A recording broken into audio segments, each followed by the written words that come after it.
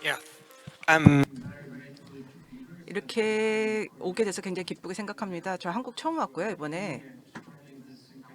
이러한 그 기회를 그 좀 경직된 그 분위기를 풀고 좀 소프트하게 설명을 하도록 하겠습니다. 예, 그래서 제가 근데 춤을 추지 않아서 그래도 다행입니다, 처음에. 저는 그 학과적인 그런 내용에 포커스를 하지 않고 좀 소프트한 내용을 얘기를 하도록 하겠습니다. 제가 카이스트에서 어제 강의를 했었는데요. 거기에 AA에서와 그 아트에 대한 그 내용이었는데요. 저는 그 아트 철학을 예술 철학을 공부를 했었습니다. 저는 과학과 이런 것을 많이 적용을 해서 그 유용하게 그 오해라든지 이런 것을 불식시키고 또 이해를 높이고자 했습니다. 그래서 저 인간 중심적으로 이것을 어떻게 과학에다가 포함을 시킬지 그리고 아트에 또 예술에 그 예술을 적용을 할지를 연구했습니다. 그래서 이제 예술도 너무 거기다 집중을 하는 것이 아니라 좀 약간 시각을 벗어나서 좀 광범위한 시각을 갖기 위해서 노력을 해왔습니다. 그래서 이제 예술이라고 또 이제 과학 그래서 이제 뭐 해커의 그 공간으로 그 넣는 그러한 내용도 제가 좀 다루도록 하겠습니다. 제가 20년 이상 예술과 그리고 기술, 과학 그 관계에 대해서 연구를 했었습니다. 굉장히 좋은 주제이고요. 그리고 제가 그 예술과 기술과학의 공유하는 관계 속에서 전시와 축제의 큐레이터에서 레지던트 아티스트 프로그램의 게시자나 중지자로서 미디어에서 일을 해왔습니다. 이론자 그리고 예술 및 과학 역사가 전직 미술 평론자 훈련받은 과학기술 저널리스트입니다. 그래서 저는 이런 관점에서 그 의도적으로 창의적인 오해를 배치를 했었습니다. 제 문구에다가. 예, 그래서 이런 오해 한편으로는 인류학자 PC 신호가 한때 두 문화라고 불렸던 다른 한편으로는 건드릴 수 없는 이분법적 예술 과학 자체 사이에 서로 다른 기대에 가는 것이라 할 수 있겠습니다. 예술, 디자인, 과학, 공학 사이 이해가 모여지고 있는데요. 이는 전례 없는 기량의 이미지를 제공하고 관련 가대 광고, 유행어 및 은유를 제공하는 생명공학 및 인공지능에 관한 우리 시대의 핵심 기술의 경우가 분명히 그렇다고 할 수 있겠습니다. 이 강연에서 저는 무엇보다도 사회적, 철학적 논쟁을 일으키려는 전 세계 예술과 기술 과학 간의 학제간 만남에서 만나는 두 가지 문제를 다루고 싶습니다. 첫 번째, 실질적으로 주요 생태 위기 시대에 인간 중심적 사회 방식에 강화하는 유혹과 그리고 두 번째로 미적 시각화나 음향화를 예술적인 시적으로 이렇게 착각을 하는데요. 저는 그거에 대해서 오늘 다루고 싶어 합니다.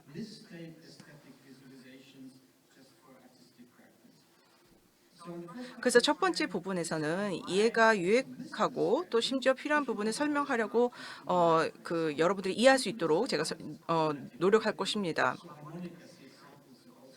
예, 그리고 이제 AI를 그 안드레아스가 얘기를 했던 것처럼 이렇게 조화롭게 이렇게 그 관계가 이어지지는 않고요.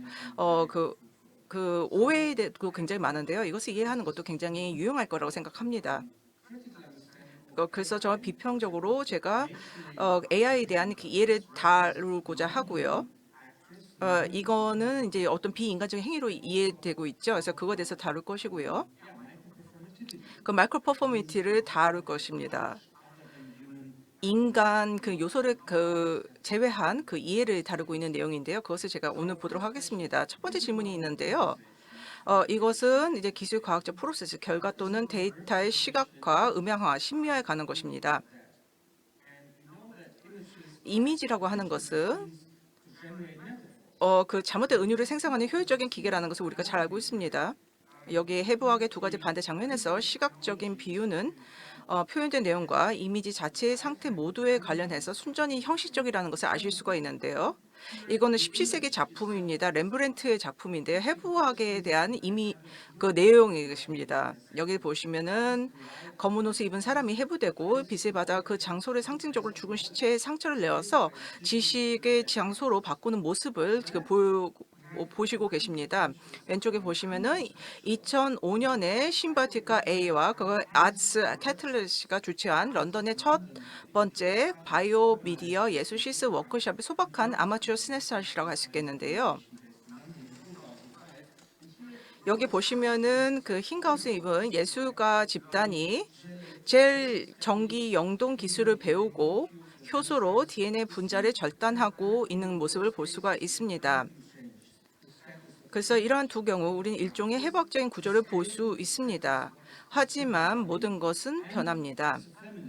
그리고 이미지의 지위라든지 예술가의 역할, 몸으로 간주되는 것의 규모와 지위, 그리고 페미니스트로 덧붙이고 싶은 말은 1632년보다 여기 연구실에 훨씬 더 많은 여성이 있었다는 것입니다. 하지만 자연과학 연구자에게 접근하는 예술가가 미적 이미지에 가장 먼저 관심을 가질 것이라는 가정은 여전히 널리 이렇게 통용되고 있습니다. 제가 레지던시 프로그램인 브릿지를 공동 지휘하고 있는 미시건 주립대학에서 그 녹색성 연구에 대한 개인적인 연구를 했었는데요. 거기에다가 제가 이제 이러한 그 연구를 위해서 캠퍼스 내 생활시 실험실에 문의했습니다.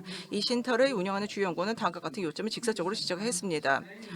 예술에 그 관심이 있으시군요. 여기 멋진 이미지 몇 개와 연구체 연구에서 얻은 아름다운 저속 촬영 동영상이 있습니다. 이렇게 다채롭고 화려한 이미지에도 불구하고 제가 방문한 목적은 예술 분야에서 식물의 광합성 대사를 실시거나 분석하는 현장 연구를 수행하기 위해서 개발한 여러 가지의 휴대용 분광계를 빌리는 것이었음을 설명했는데 이걸 설명을 하는데 좀 시간이 많이 걸렸습니다. 그래서 과학에서는 오랫동안 가시성에서 측정 가능성으로 초점이 옮겨갔습니다. 그리고 예술에서는 우리의 세계관을 형성하는 특정 재료와 기술 매체에 대한 질문에 점점 더 많이 참여하고 있습니다. 그리고 우리는 점점 더 많은 이니셔티브가 개념과 기술 장치 모두에 대한 공유 실험이라는 실습 태도를 고집하고 있음을 명확하게 볼 수가 있습니다. 그래서 이런 것이 그래서 이런 합성 과학이라든지 이러한 그 나노 과학에서 보실 수가 있는 것이죠. 그래서 이러한 만남은 실제로 학제 간 새로운 천국으로 간주되지 않을 수도 있습니다. 오히려 이러한 것은 실험실 특유의 사회과학적인 패턴 및 계층 구조, 안전 문제, 윤리적 문제와 관련해서 교란, 간섭, 마찰 또는 소음을 생성하는 이러한 만남에 내재된 빛의 지성에 대한 대부분에 발생하는 오해와 소임을 지속적으로 유발한다고 할 수 있겠습니다. 그래서 몇 가지 예를 들어보자면 우리는 비엔나의 본사를 둔 바이오팩션 에이전시가 제작한 그 유럽 합성 생물학 연구소의 4개 예술 레지던시 프레임워크 내에서 이 책 그 책을 볼 수가 있는데요. 이것을 유럽 그 집행 그 위원회가 그 후원을 했고요. 어, 그래서 아티스트 중에 하면은 브라질 작곡가 그 에두아르 레크 미란다입니다. 그는 음악과 틀에 얽매이지 않은 컴퓨터의 교제점에서 활동하고 있습니다. 여기서 그는 효소를 가지고 작곡을 하고 있습니다. 그 이전에는 점액 곰팡이라고 알려진 생물학적 유기체인 피사롬 폴리세팔론과 협력을 해서 생물학적 유기체를 활용을 해서 새로운 종류의 생물학적 인공지능에 대한 컴퓨팅 아키텍처의 구성 요소가 되었다고 할 수 있겠습니다. 하지만 이러한 미시적인 공연 에이전시와 협력하면서 레지던시의 모든 것이 계획대로 진행되지는 않았습니다. 그리고 또 예술, 과학 협력에 소음이 발생하겠습니다. 그래서 일반적으로 저 철학인데요. 제가 또 철학을 전공을 했습니다. 그래서 해석학에서는 시스템에 소음을 주입하는 것과 오해의 필요성을 긍정적으로 간주하는 경우가 많습니다. 그런데 이런 것은 이러한 그 오해에 대한 그런 이해가 필요하고요. 또 정보가 생성되는 필요 수단으로서 소문 간섭이 아닌 다른 것으로 인식될 수 있다라고 주장을 하고 있습니다. 그래서 이런 간섭이 아닌 것으로 소음이 간수가 되는 것이죠. 그래서 시끄러운 그 정보는 메시지를 작성할 수 있는 선택의 전체 필드로 간주됩니다. 이는 복잡성을 증가시킬 뿐만 아니라 상대방에게 삼켜진다는 느낌을 받지 않고 양쪽을 보호할 수 있기도 합니다.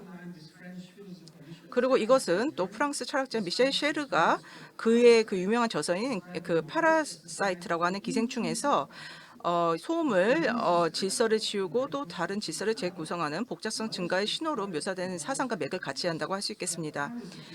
소음은 파괴하고 소음은 나을 수 있다는 말처럼 기생은 관계의 핵심이라 할 수 있겠습니다. 자, 그러면 누가 누구를 기생충이라고 삼습니다. 그리고 오늘날 이러한 어떤 이분법이 의미가 있고 어떤 이분법이 그렇지 않습니까를 한번 따져봐야 됩니다. 또 예술과 과학에서 우리는 자연 과학만을 진정한 과학으로 간주하는지, 아니면 빌레몬 딜테이가 만든 용어인 인문학이 자연 과학과 동등한 가치를 갖는다는 독일의 가트바이스 비션 모델을 따르고 있다고 할 수 있겠습니다. 예. 그리고 적절한 방법론적 기초가 무엇인지, 또 더 나아가서 왜 예술은 주로 인문학과 연관되는 반면 특히 미디어 예술 분야에서 많은 실무자들이 가장 다양한 기술에 대해서 고도로 전문화된 전문 지식을 보유하고 있는지, 그렇다면 오늘날도 예술은 어떻게 자연과학의 자연적 타자가 될 수 있는지에 대해서 한번 질문을 할 수 있을 거라 생각합니다. 한편 자연 과학자들은 예술가와 디자이너를 구별하는 것과 마찬가지로 자신을 엔지니어와 명확하게 구별하는 경우가 많습니다. 예술가와 과학자는 일반적으로 자신이 사용하는 후속 도구에 대한 직접적으로 공리주의 대신 자신이 알고 있는 것을 어떻게 아는지에 대해서 성취하려고 하는 욕구를 가지고 있습니다. 그래서 어떤 직접적인 공리주의를 하는 대신에 자신이 알고 있는 것에 대해서 어떻게 아는지에 대해서 이것을 생각을 하는 그런 모습을 보이는 것이죠. 그래서 생물학자인 빅토 드 레렌조라고 하는 마드리드에 있는 생물학자 이렇게 얘기를 했습니다. 곡물이라고 소음이라고 하는 그의 책에서 이렇게 얘기를 했습니다. 기술과 엔지니어링은 새로운 일을 하고 그렇지 않으면 발생하는 항목을 존재하게 만드는 것입니다. 기술은 과학을 가능하게 하고 권한을 부여하지만 그것은 과학이 아니다라고 할 수 있겠습니다. 자, 이것은 또한 특히 과장된 AI 경우에 그렇다고 할 수 있겠습니다. 이 분야를 연구하는 사람들은 자신을 과학자 또는 엔지니어라고 생각을 하는지, 또 기술 과학 시대에도 그런 구분이 통용이 되는지, 또 한편 별다른 창의성이나 비평 없이 이러한 도구를 적용하는 예술가라면 오히려 디자이너에 가깝지 않을까요? AI 전체 분야는 이러한 긴장을 보여주고 있습니다. 그리고 요즘 AI가 창의성, 상상력, 심지어 의식까지 발전시키고 있는지, 아니면 개념적으로 새로운 예술을 만들지에 대한 많은 논쟁이 벌어지고 있습니다. 하지만 실제로 가장 지배적인 부분은 예술의 복제적인 개념을 생성적 적대 네트워크에 생성된 평면 이미지로 보는 것이고, 또 텍스트를 이미지 생성기로 축소하고 간 엔진에 무엇을 하는지에 따라서 또 종종 구매한 작품에 포함하여 눈에 띄는 미적 단일 문화로 이렇게 생성하는 것입니다. 대형 박물관 도발 방식적인 방식으로 그들 중 많은 사람들은 마치 살바도르 달리가 악몽을 꾼 것처럼 저질스러운 흐릿함으로 나에게 상기를 시켜주고 있습니다. 이것이 바로 익명의 사용자가 작성한 예술의 이미지의 제목이라고 할 수 있겠습니다.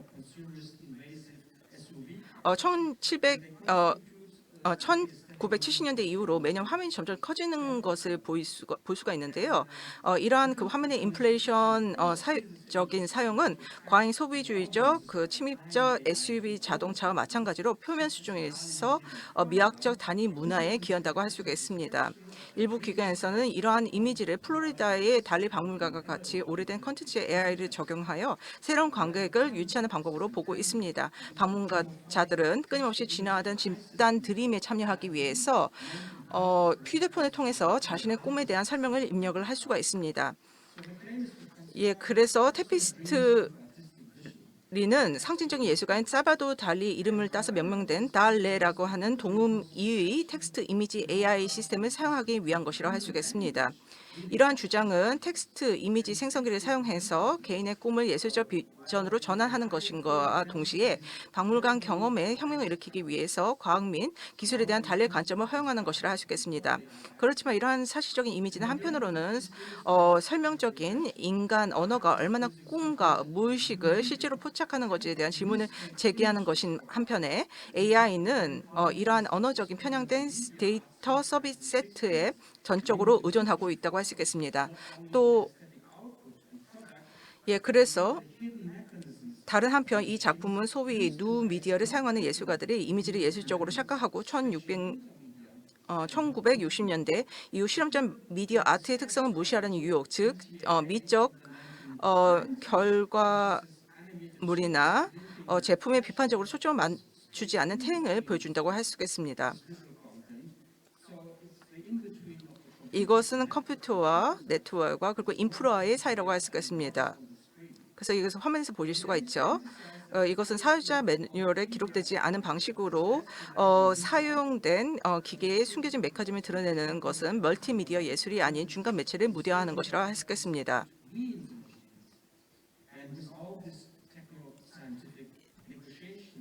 그래서 이런 컴퓨터 이제 인프라라든지 이제 그 기술 인프라의 그 커뮤니케이션이 가만히 되리라 할 수 있겠습니다.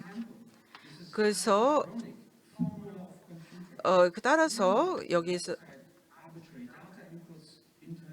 예, 여기 보시면은 비슷한 시기에 미디어 아티스트 짐 캠벨이 매우 아이러니한 컴퓨터 아트 공식을 사용해서 유사한 애니메이션을 제안했습니다. 여기서 임의의 데이터 입력 는 마찬가지로 임의 출력으로 트랜스콘딩되어서 서로 다른 결과를 낳습니다.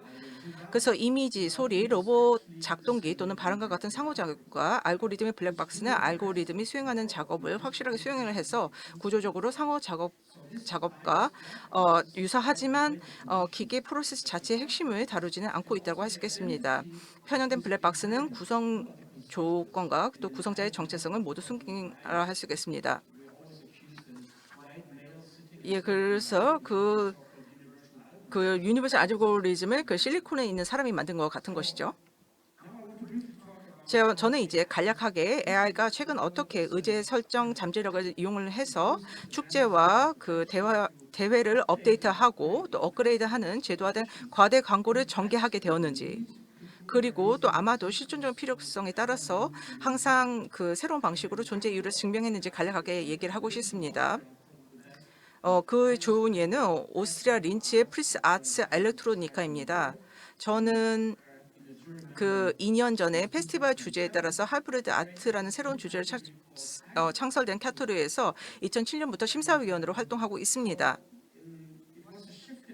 예, 이것은 이제 그 뉴미디엄에 대한 관련해서 이제 생물, 뭐 화학이라든지 기계, 나노 기술 등 소조 기술로까지 그 관심이 바뀐 것을 보여주고 있습니다.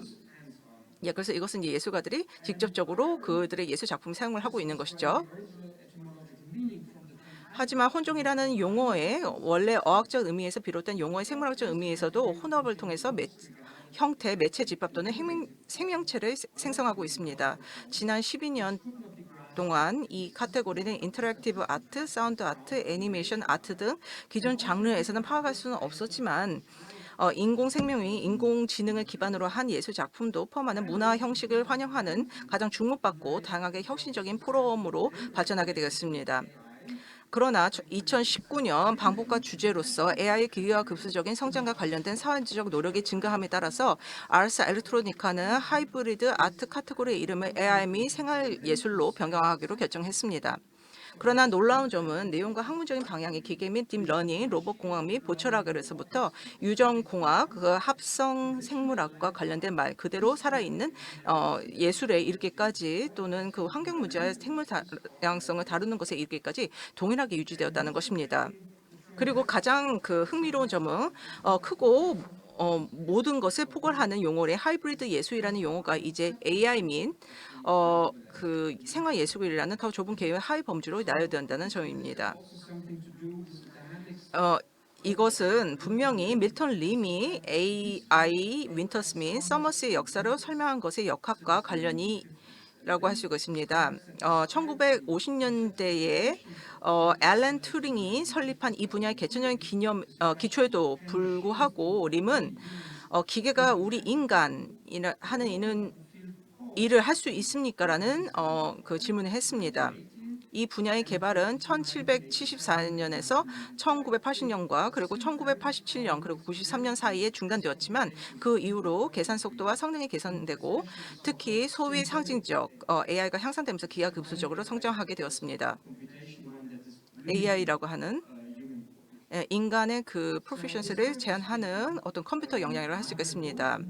역사적으로 말하면 마가렛 보더는 인공지능에 대한 매우 짧지만 매우 예리한 소개에서 인공지능과 인공생명 연구 분야가 1960년대 이후 심각한 분열이 발생하기 전에 어떻게 여전히 함께 발전하고 있었으며 그 결과를 초래한지를 설명을 했습니다. 그래서 이제 점점 더 적대적인 전투가 발생을 해서 이분법이 더욱 강조되고 있습니다. 생명 대 생명이라든지 생물학적, 심리적 이러한 그 대결이 벌어지고 있는 것이죠. 따라서 자기 조직화라든지 자율성, 적응 및 규제에 관한 사이버네틱스 관점과 정보 처리 능력, 프로그래밍 언어, 기계학습, 모델링으로 이해되는 지능에 초점을 맞춘 상징적, 계산적 접근 방식의 사이로 오가고 있습니다. 인간과 같은 의식이라든지 인공신경망 이런 것이 나타나는 것이죠. 오늘날 우리가 일반적으로 A라 부르는 것은 후자라고 할 수 있겠습니다. 이러한 영역이 소프트 또는 위치 로봇 공화, 분산 인지 및 아날로그 디지털 및 하드 소프트 습식 웨트웨어 시스템으로 구성된 기수 하이브리드를 병합하더라도 마찬가지를 할 수 있겠습니다. 이런 의미에서 스티븐 폭스는 AI 대신 MI, 멀티 인텔리전스, 즉 하이브리드 존재와 시스템의 자연지능과 인공지능 결합한 MI, 멀티 인텔리전스를 얘기하고 있습니다.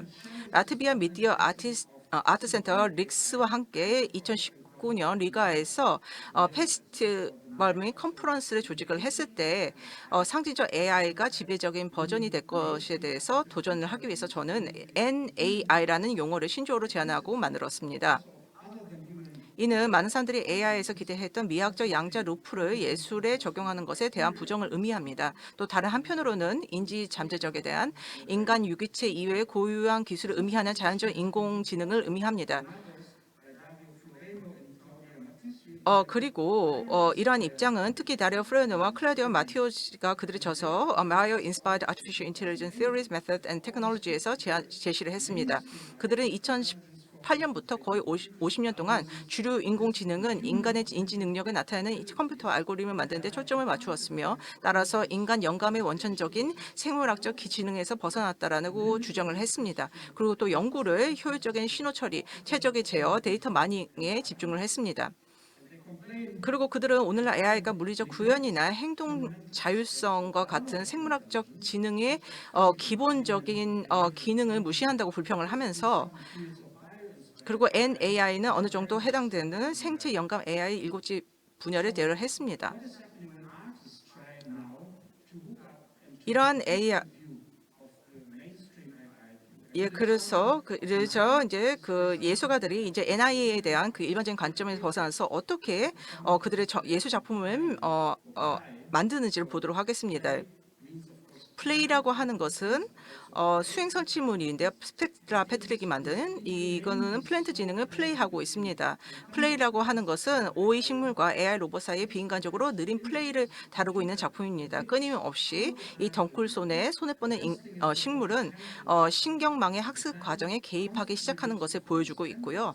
또 AI와 식물은 서로에 대해서 배우지만 인간 관찰자가 접근할 수 없는 시간적인 시간에 발생하고 있습니다. 그래서 서로 배우는 것이죠. 하지만 그 공간적으로도 시간적으로 인간이 접근할 수 없는 것이죠. 생물학적 에이전시는 또한 한 달 전 리가에서 있었던 크립토 클라이메트 앤 라트 컨퍼런스에서 우리가 환영했던 영국 예술가 아나 리들러의 AI 기반 장기 예술 프로젝트의 핵심이라고 할 수 있겠습니다. 그녀는 미리아드 프로젝트, 그 튤립 프로젝트는 17세기 유럽 전역에 휩쓸었던 튤립 열풍과 디지털 암호화폐에 대한 현재의 추측 사이의 역사적인 유사점을 그리고 있습니다. 이 작품은 손으로 라벨을 붙인 수천 장의 튤립 사진으로 구성되어 있습니다. 그리고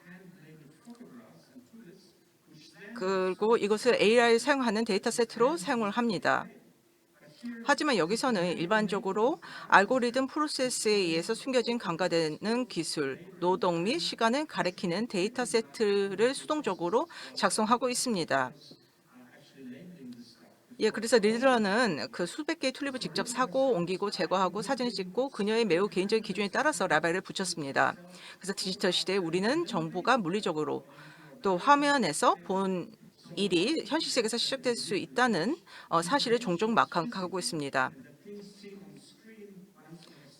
그래서 스크린에서 보는 것이 우리가 현실에서 유래됐다는 것을 우리가 종종 망각하곤 합니다. 이게 튤립인데요. 아침에 찍은 겁니다. 그러면 그 다음 중국 예술가는 시안리우스 쿠라고 하는 공생 심바티 저 발음 별로 안 좋은데요. AI를 제안을 했습니다. 이것은 참가자가 생태계의 다양한 주제를 대표하고 인간 중심 데이터 세트를 사용해서 사전 프로그래밍 된 일기예보 AI와 상호작용을 해서 편견을 잊고 나무, 유초, 나비, 이끼류의 위치를 고려하도록 하는 역할극으로 구성이 된다고 할 수 있겠습니다. 그래서 그 인터랙션을 통해서 알고리즘이 분석을 했죠. 그래서 이제 나무를 변화했습니다. 그래서 나무 유초라든지 이끼를 이제 위치를 이제 AI가 결정을 했습니다. 그래서 이 비인간적인 관점에서 결정을 하는 것이죠. 그래서 심비오시스라고 하는 이런 공생이라는 용어는 데이터 대부분의 세트에서 편견을 제한을 하고 있고 AI 시스템이 환경에서 어떻게 위치하는지 학습할 수 있도록 인간이 아닌 관점을 통합하는 방법을 제안을 하고 있습니다. 그래서 생태계적으로 훈련된 AI 이 부분은 자주 묻는 질문, 즉 AI가 새로운 종으로 간주되어야 하는지 여부에 대한 궁금하는 것 같습니다. 프랑스, 캐나다 예술가 커뮤니티가 그렇다고 할 수가 있는데요. 이거 파리스에서 있었던 그 예술가 커뮤니티 활동이 있었습니다. 그거에 대한 대답은 주로 아니요였습니다. 그렇지만 이 질문 자체는 우리가 이러한 새로운 도구를 일종의 그 생물학적 존재화로 자아하려고 노력한다는 것을 보여주고 있습니다. 이제 저는 인신록적 자기 인식을 갖춘 미디어 아트가 이러한 맞춤형 인간 중심주의 어떻게 조절지에 대한 저의 연구 각도로 이동하도록 하겠습니다. 이게 두 번째 부분인데요. 그러한 한 가지 예는 미세 수행자 마이크로 퍼포먼티입니다. 그래서 네 개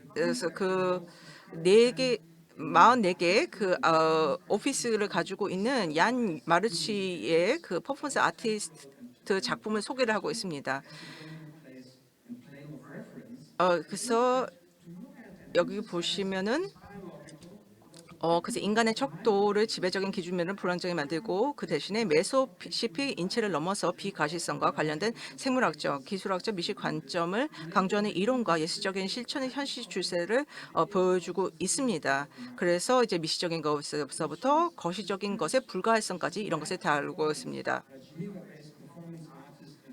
예, 그래서 이것이 이제 제네바를 기반한 좀 퍼포먼스 아티스트 얀 마르시의 블루 블룩스라고 하는 그 이번 호의 그 표지 이미지를 선택한 이유라고 할 수 있겠습니다. 그러한 이유는 두 가지를 할 수 있겠습니다. 그러한 이유 중에 첫 번째는 이것이 초점을 메소피식 행위에서 미시적인 기능으로 인체적 몸짓에서 생리학적 과정으로 단계적 소화 기관에서 시간에서 실제 수행 시간으로 옮겨서 인간의 현상학적 고찰이 여전히 뿌리 두고 있는 전통을 전복시키기 때문입니다. 그리고 1시간 동안 또 진행되는 이 매혹적인 심리학적 퍼포먼스에서 전직 무용수인 마루시치는 메틸렌 블루의 통제제 생화학적 안무를 보여주고 합니다. 예, 그래서 눈에서 입으로 이렇게 이제 그리고 또 그 땅구멍까지 이러한 그 내부의 몸의 그 사운드가 이렇게 증폭돼서 또 이제 리믹스되는 것이죠. 그래서 그 보는 사람들의 관심이 어떤 신체적인 것에서 또 병리학적인 상태로 이어도록 하는 것입니다. 그래서 둘째, 또 제가 선택한 이유는 매우 다의적인 의미에서 식물성이라는 예술가가 탐구한 미시 수혜성의 빈번한 모드와 관련이 있다고 할 수 있겠습니다. 이는 예, 그래서 이것이 이제 어둠에 의해서 형성된다라는 것이 이제 그 제목에서 암시가 되어 있는데요. 이는 그 식물의 특성이나 상태를 의미할 뿐만 아니라 일반적으로 식물에 기인하는 생물학적 현상에 관한 것이기도 합니다. 또 그래서 이제 이런 인간적인 그 임프린트를 남기게 되는 것이죠. 그 러시아 예술가는 율리아 폴리가의 예술품입니다. 덴드라이트가 예, 그래서 이것이 실시간으로 이게 제가 그 크리스탈 위에서 성장하는 것을 보실 수가 있습니다. 크리스탈 볼이 있는데요. 1시간이 지나면은 이렇게 이제 성장하는 것을 보실 수가 있고요. 이것을 이제 퍼포먼스로 보여드리겠습니다. 티나 그 턴코의 작품이 있습니다. 8시간의 퍼포먼스고요. 그 밀웜을 사용했습니다. 수천 개를 사용을 했고요. 그 플라스틱 위에서 성장하는 것을 보실 수가 있습니다. 그래서 여러 가지 구축에 걸쳐서 이제 생물이 생성되는 것을 보실 수가 있죠.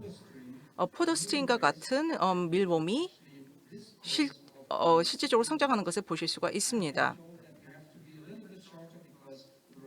예, 그래서 시간이 별로 없어서 제가 좀 빨리 하라고 얘기를 하셨습니다. 그래서 제가 좀 20분 정도 늦은 것 같은데요. 예, 그래서 제 발표 좀 줄이도록 하겠습니다. 제 마이크로 퍼포미티 저희가 퍼포먼스를 전 세계적에서 벌이고 있고요. 그래서 아티스트들은 굉장히 의심하지 않는 퍼포먼스를 하곤 합니다. 그러면 우리가 그 퍼포먼스 에이전시가 뭔지라는 의문이 들곤 합니다. 이것은 분자가 될 수도 있고 바이러스가 될 수도 있고요. 그리고 이제 그 자이언트 베시콜이 될 수도 있고요. 그래서 이거 이제 인간의 그 차원을 넘은 이러한 대상들이 그 아티스트의 그런 어떤 그 주제로 사용이 될 수가 있는 것이죠. 또 소재로 사용이 될 수 있는 것이고요. 그리고 저희가 전통적으로 그래서 그 잘 아시죠? 베트루시안 인간인데요.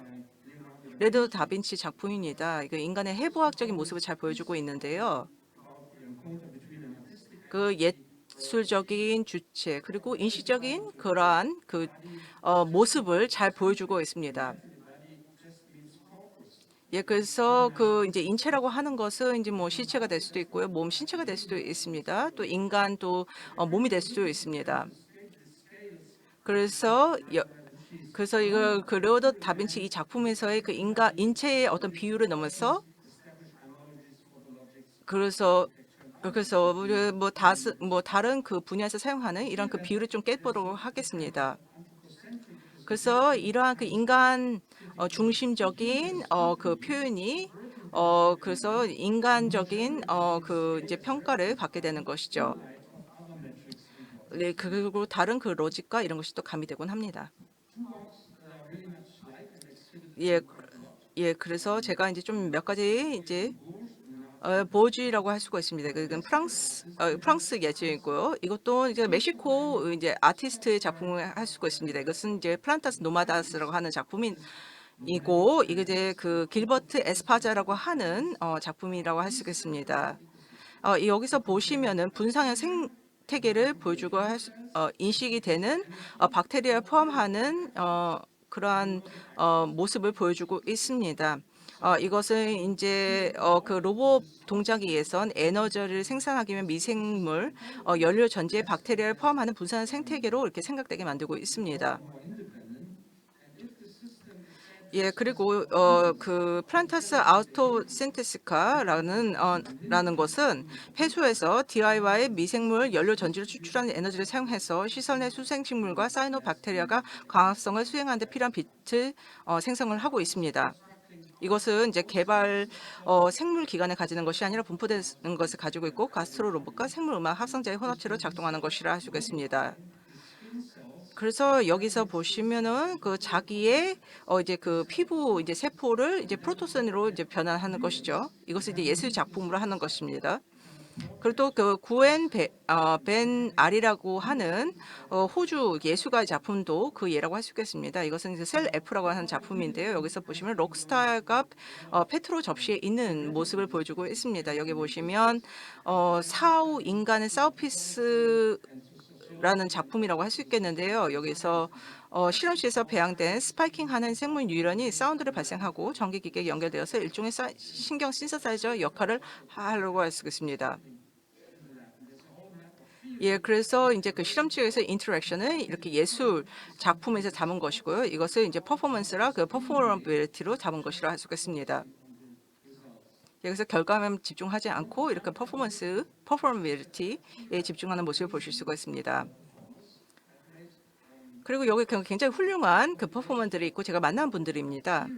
박테리아가 그 예술에 어떻게 사용되는지를 보실 수가 있습니다. 이 예 같은 경우는 2,000킬로톤의 마블 스culpture를 만들었습니다. 조각을 만들었죠. 그 엔돌리틱 바토리를 사용해서 만들었습니다. 예, 그저 몇 분 남았는지 모르겠는데요. 빨리 끝내도록 하겠습니다. 그래서 조각을 해체를 해서 그래서 살아있는 조각으로 만들었던 것이죠. 박테리아가 이 경우에는 그 로마의 프레스코 벽화를 구성하도록 만들었습니다. 그래서 이러한 그 조각을 가지고 이 피그멘트가 이제 재성장을 하게 해서 이제 벽화를 구성하도록 하는 것이죠. 이것도 로마에 있는 작품입니다. 타비아 아틴으로 만든 것입니다. 이제 백테리아가 이제 표면에 이제 생성해서 그리고 또 번식을 해가지고 만든 작품이라고 할 수가 있습니다. 그 미시간 대학의 그 레지던시 프로그램 예술가의 작품이 있는데요. 여기서 보시면은 그를 가지고 24캐러트 이제 그 다이몬드 그리고 이제 그 금을 만든 것을 보실 수가 있습니다. 이거 이제 오래전으로 거슬러 올라가 볼게요. 좀 약간 독을 이제 그 어떤 산화제 이제 피그멘트의 그 독을 좀 빼야 될 것 같아요. 해독을 해야 되는 것이죠. 그래서 이것은 이제 여기 보시면은 이제 그 쥐의 도구로 사용되는 것을 보실 수가 있습니다. 이것을 해독을 하는 것이죠. 그린 그 녹색 페인트에 그리고 그 어떤 독성을 빼는 그런 작품을 보실 수가 있습니다. 그리고 또 이제 해바라기를 이용해서 그 이제 오염된 땅에 이제 그 독을 빼는 모습을 보실 수가 있습니다. 이제 결론을 보도록 하겠습니다. 이것은 그래서 제가 교실에서 수업했던 때 이제 그 아트 앤 사이언스라고 하는 주제로 했던 그 교실 수업에서 나왔던 코멘트들입니다. 이건 독일에서 했던 수업이 있는데요. 어떤 질문이 나왔던지 보도록 하겠습니다. 그래서 우리 이제 이 아티스트가 디자이너가 되어야 된다라고 할 수 있다. 그리고 우리 그래야지만 우리의 우리의 작품을 설명할 수 있어야 된다라고 그러한 그 논의가 있었고요. 이것은 굉장히 좀 흥미로운 내용이라고 할 수 있겠습니다. 이러한 비평은 굉장히 유익한 것이라 할 수 있기 때문에 그런데요. 우리가 그래서 이제 어떤 문제가 있을 때 우리가 어떤 기술적인 문제로 접근을 하려고 한다. 그리고 기술적으로 해결하려고 한다라고 되어 있습니다. 그래서 이제 기술에다가 넣고 또 이제 기술에다가는 그 입장을 가지고 어떤 기계가 모든 문제를 해결해 주려고 한다라고 한다. 하지만 이젠 우리가 그런 입장을 좀 견지하지 말아야 되고 그리고 예술적으로 접근해야 된다라고 할 수 있습니다. 그 서호주에 있는 그 이제 엔지니어링 수업이었는데요. 제가 오래전에 갔다가 다시 갔었는데 제가 굉장히 많은 환영을 받았습니다. 여기에서 그 아티스트들이 그 직접적으로 아트와 과학을 경험할 수 있는 기회, 기회였습니다. 그래서 이거 좀 많이 알려지지 않은 그 성공적인 프로젝트를 다뤘던 것이었는데요. 그 아티스트가 그 이제 실험실에 왔을 때 기대되는 역할을 이렇게 리스트로 보여주고 있습니다. 그런데 제가 좀 추가를 거기다 했습니다. 그래서 과학자들의 이제 아티스트와는 좀 다른 동기가 있을 것이다. 그리고 또 목적이 있을 거라고 생각하는데요.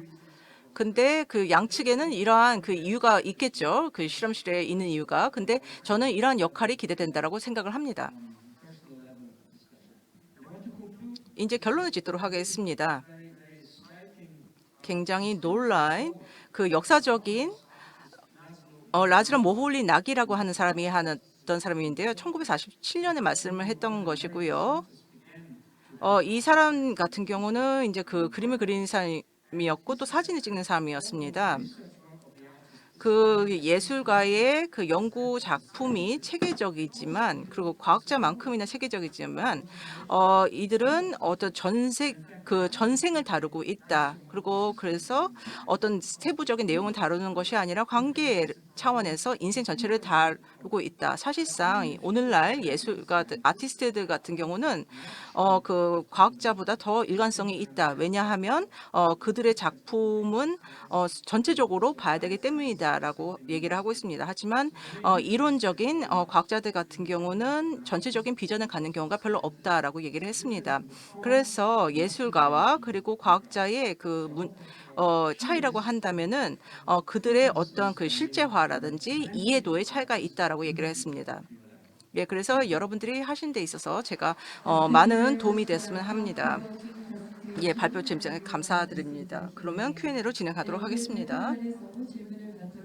So 시간 관계상 한 개의 질문만 받도록 하겠습니다. 질문이 있으시면은 손을 들어주시기 바라겠습니다.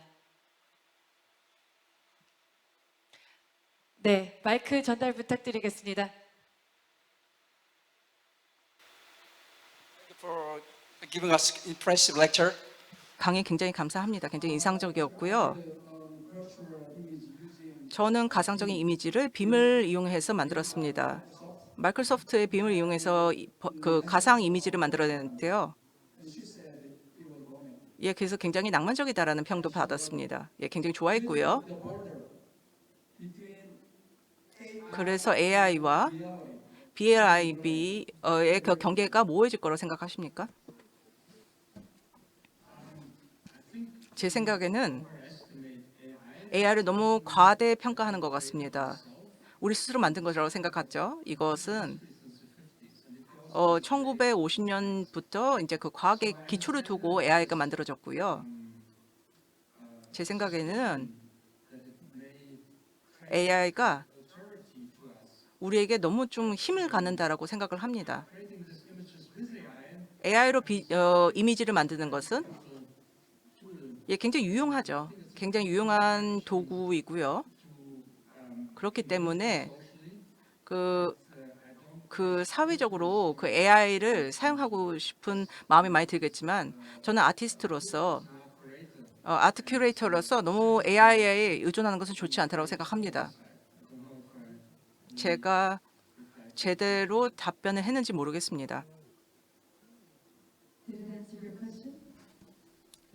예, 질문이 답이 됐던 것입니다. 예, 됐던 것 같습니다. 이제 Q&A를 마무리하도록 하겠습니다.